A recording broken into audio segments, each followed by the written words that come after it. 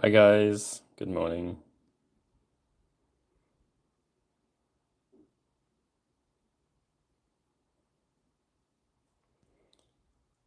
Honestly, YouTube, for one of the largest companies in the world, definitely could definitely make their live something that functioned a little bit better. Hopefully, just rearranging to make sure that I can get a good angle. And I thought what we do here is I'm going to go over the reds a little bit because I think they've been a cause of so many questions because they are historically a problematic paint for people. And it's a color that you want to achieve frequently, right? Blood Angels, first and foremost amongst it. Good morning.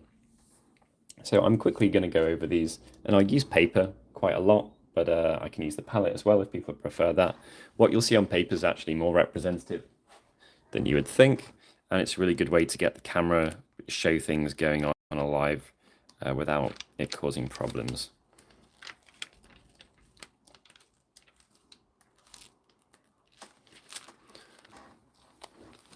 So let's get things positioned and started. I'll go through the entire selection of the reds, and I'll talk about each of them on a paint by paint basis. Minicolor, to explain it to people, has been designed so every single color in the range has been considered in its own right. And this means that some colors are going to be lower on coverage, but higher on color. Got Claret here, that's a good example. Or Sangria.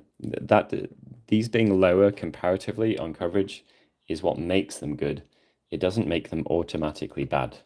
And I think this is a very common kind of idea. And the reason for this is the way that marketing has gone since Games Workshop brought out the base paint. I realize these look quite similar on camera. They are very, very individually valid and distinct colors, I promise. So let's quickly go through from start to finish each of these paints, and I'll just tell you their properties. So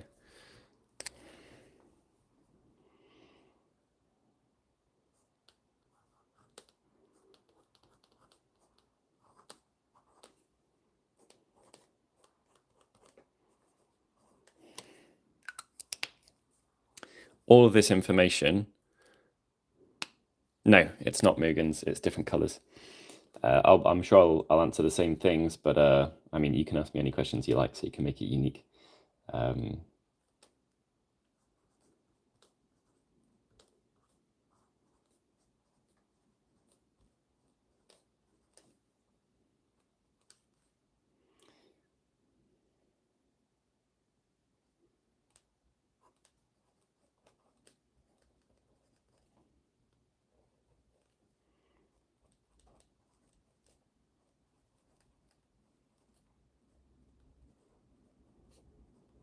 Okay, so in the future, minicolor.com.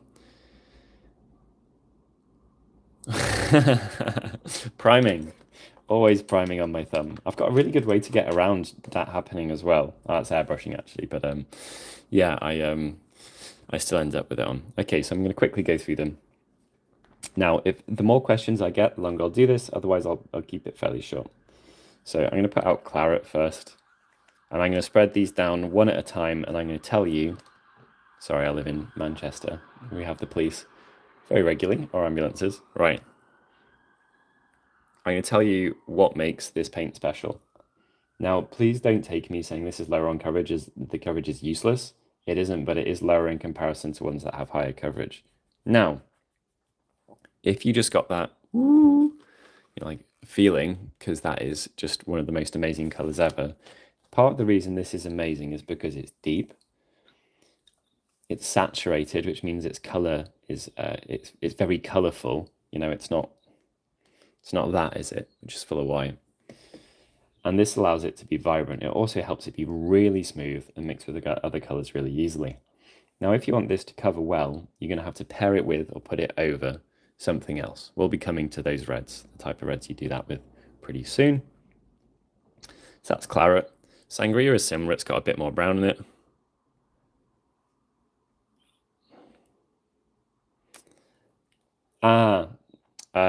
Yes, it will be similar, but this is going to be more directly like individual paints being described. No worries, dude. I'll take frequently asked questions as well, but I'm going to talk about these one at a time individually. It is pretty similar, though, they're the same paints.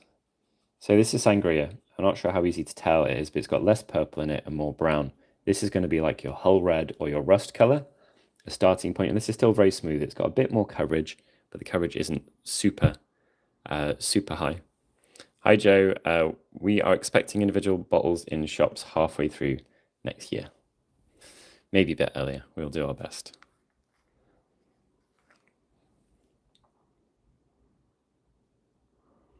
Cherry coming next.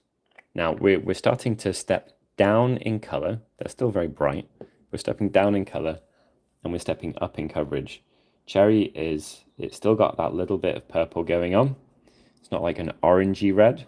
Still warm because it's red, but it's not as warm and fiery as some that I'll come to soon. But we're starting to step into colors that are going to do a decent job of covering over black.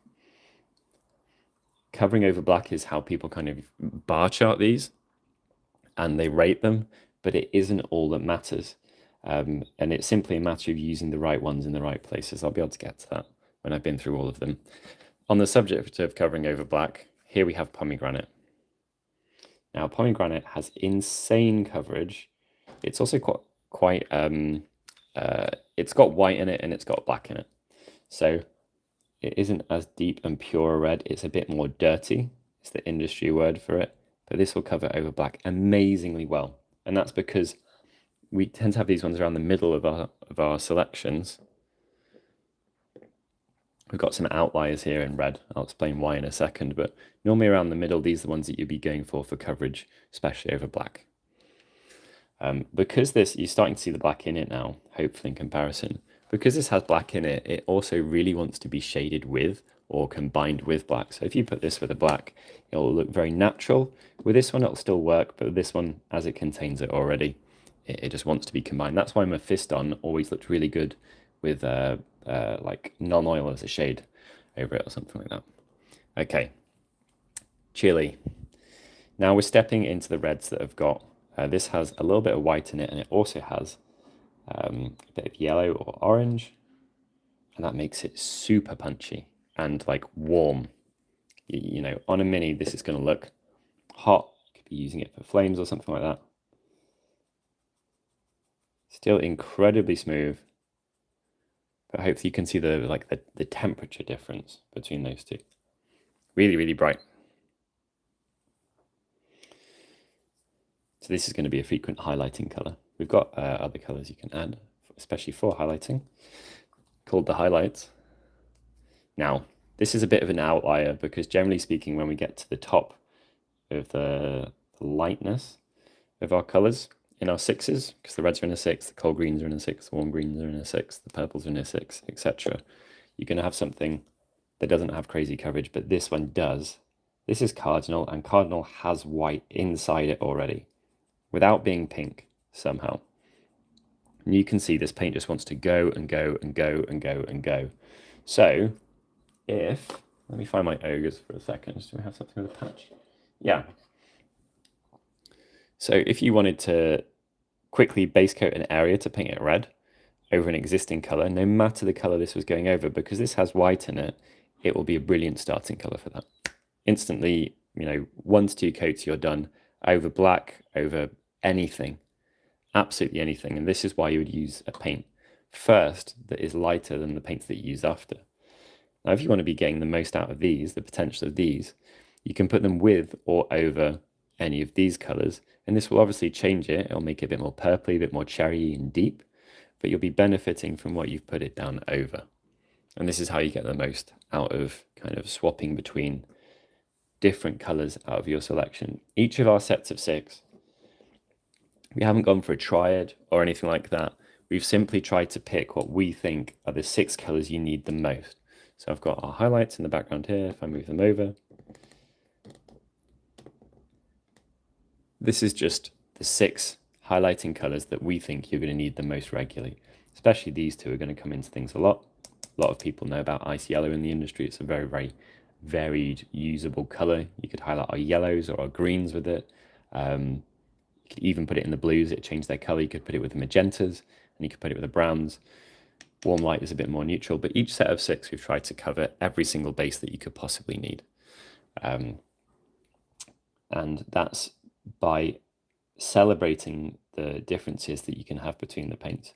We have a soft matte or heavy satin finish, and that's going to mean that our mixability is very high. Hopefully you've seen how smoothly these have come out, even on paper, which is like the least forgiving place to do it because it's so absorbent and it's so light.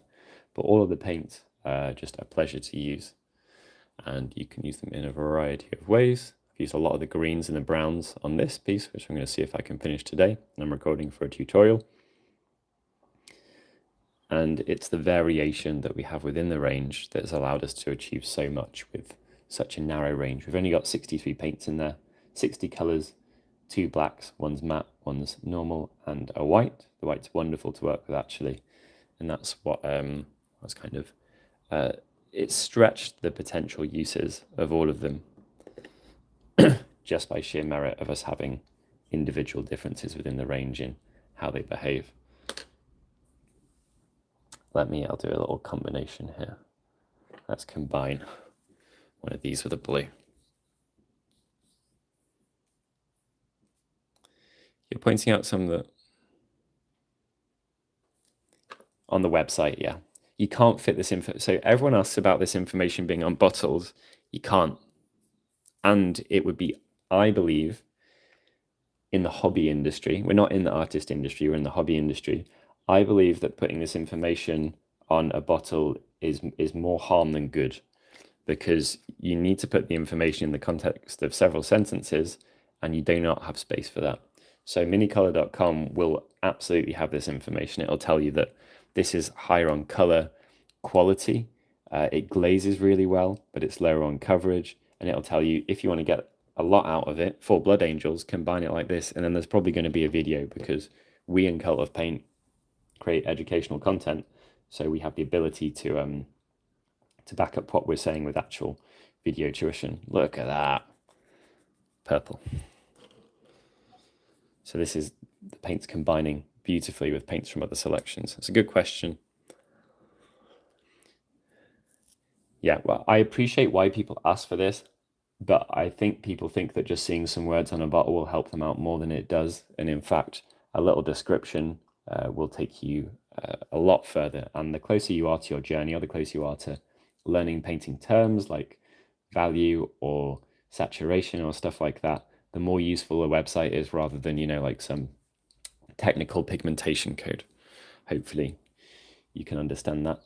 Right, let me get out a more dull color, get out cappuccino, and we'll mix that with one of ours.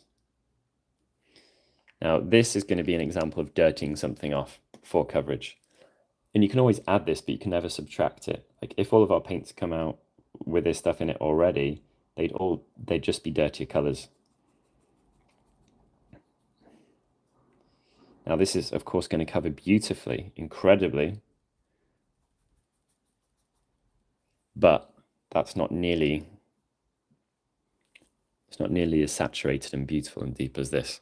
So we've given you the options within the range to add stuff for more coverage, but you can never take it away if you put it in every paint for people. Same with having an ultra matte finish. You can achieve that with the varnish, but we've gone for soft matte or heavy satin.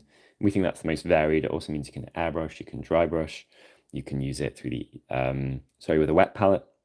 You can heavily dilute things and they just won't give you problems, even difficult paints.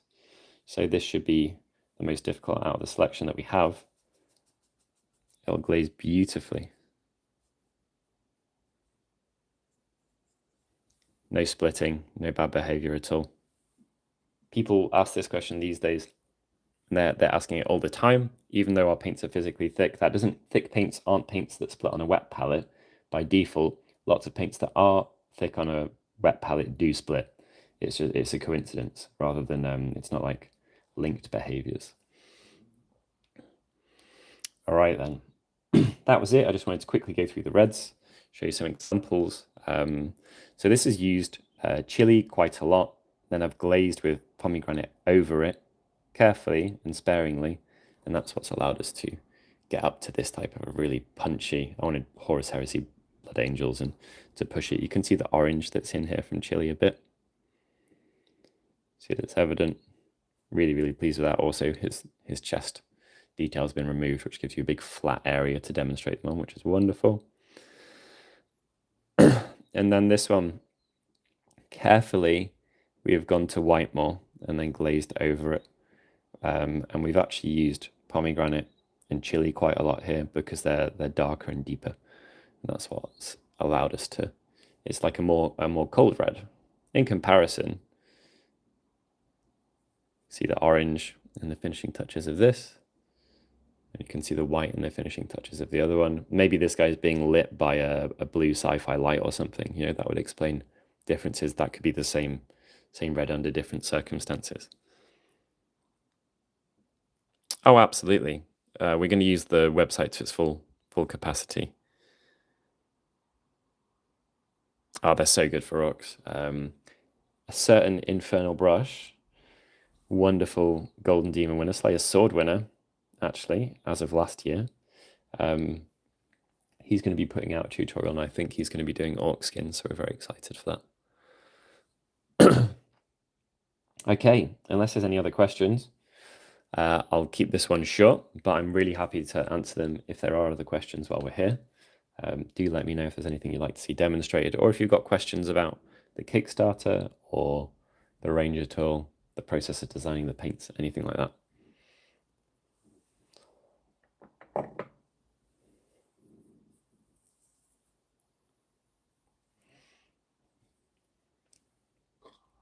Cool. All right then. Well, I don't know how much of a delay there is. Might get away with the questions, but Mini Color is available on Quickstarter now. We are hoping to deliver in like just after the first quarter of next year. So we've said by May, but we're aiming to deliver sooner than that. There's 63 paints in the range. Ourselves being me, Artis Opus and Cult of Paint have been involved in the design of these. They're brilliant. We've got a Golden Demon in there, winner in there of many Golden Demons, like 29 or something ridiculous, Andy, and then hello. And me and Henry are very well known for army painting. We're all well known for teaching in person and online. So these are the paints that we thought would be the best range that we could come up with. We've also designed them to combine well with other ranges. So if you like AK or you like Pro Acryl, or you're looking for some alternates to Citadel or some additions to Citadel, these will perfectly pair with any range you've got. And that's part of the reason for keeping it small. We wanted people to feel like they could add these 60 to whatever they have. Or, you know, we're not saying like throw away your other paints by any means. They should really well complement anything that's out there. Okay, then check out the Kickstarter now. We have a few days remaining. And if you have any questions at all, please do feel free to pop them in the comments, even once this live has finished, and I'll make sure they get answered. How much would one bottle cost? That will be for the future for retail. Not the cheapest, not the most expensive though, to answer it a little bit more specifically. All right then, I'm going to show you beautiful salamander painted with them because we've covered the reds, but the greens are beautiful also. Admittedly, very good painters did paint this. It's had 4 very good painters eyes on it. Oh, there's definitely some good tau colours in here. Mustard. And the browns are just kind of sublime, so lots of options for classics in there. Oh, they're good. They're really good. And you can use them more muted. It's a Trench Crusade plastic, by the way, one of the new ones. I'd recommend people check it out if they were curious. They're very high quality. It's a little bit of a view. They'd look better if they didn't have my writing on them as well. All right, then. Look after yourselves. Have a wonderful day. Check out the Kickstarter. It's live now. And any of you who've already backed, anything you add to your pledge that's purchased or anything that comes as part of your pledge, like the cardboard box that the set comes in, we're going to make sure that it's got some limited edition stuff on it to thank you for being there in the beginning. Okay, look after yourselves. Have a wonderful day.